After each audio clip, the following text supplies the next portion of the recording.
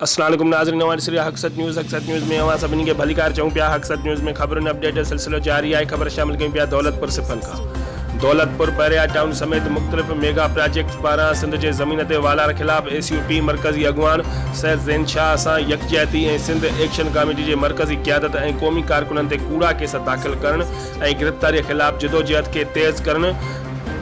ACOP ज़िला नवाब शाह, सदर धनी बख्श कलोई, मौला बख्श बुरडो, डॉक्टर ज़ैन भुट्टो, तालके सदर रियाज काके पोटरो, बादशाह अल्ताफ लाखो, फजल मोहम्मद घुल्लू, साहिल लाखो जी अॻुवाणीअ में कटपर पंप दौलतपुर खां शाहपुर जान या शुगर मिल खां सवें कारकुननि जी एहतजाजी रैली प्रेस क्लब दौलतपुर आॾो पहुती। रैलीअ में शामिल ACOP जे कारकुननि पारां हथनि में ज़ंजीरूं ॿधी पाकिस्तान पीपुल्स पार्टीअ ख़िलाफ़ ऐं सिंध दुश्मन मलक रियाज़ ख़िलाफ़ सख़्तु नारेबाज़ी कई।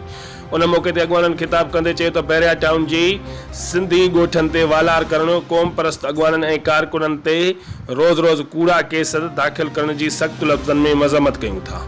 ऐं उन्हनि वधीक चयो त असल मक़सदु सिंध ख़िलाफ़ थींदड़ साज़िशुनि जो मुक़ाबिलो करणो आहे ऐं असां पाण खे ख़ुशनसीब सम्झूं था त साईं GM सैयद जी सुन्नत ते अमल पेरा आहियूं, जंहिं कॾहिं बि ज़ुल्म ऐं ज़ालिम ख़िलाफ़ कंधु न झुकायो। 14 सालनि खां ज़रदारी माफ़िया सिंध खे उॾईअ जीअं खाई रही आहे।